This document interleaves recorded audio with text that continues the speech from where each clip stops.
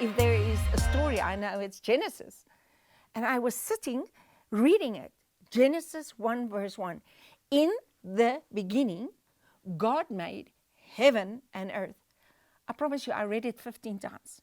And I realized, heaven is part of creation. In my mind, I always had it that heaven is eternal.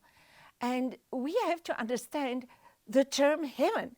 Now let's go to Proverbs 3 verse 19. He says, the Lord by wisdom have founded the earth, and by understanding he established the heavens.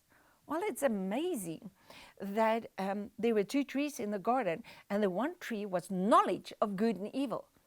But when Jesus came, he turns the knowledge of good and evil into the knowledge of the fear of the Lord. And we can understand the wisdom and the power of God.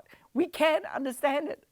Psalm 115 verse 16 says, heaven, even the heavens are the Lord's, but the earth he have given to the children of man. All of this is actually embedded in Genesis 1.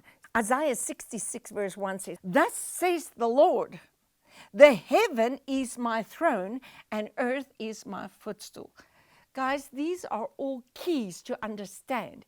Heaven is the place of authority. What do you have a throne for? This is where judgment comes from. This is where the law comes from. This is where authority comes from. But earth is my footstool. This is where authority is exerted. So we have to understand the difference between heaven and heavens. And I've already told you, Genesis 1:1, God created the heaven and the earth.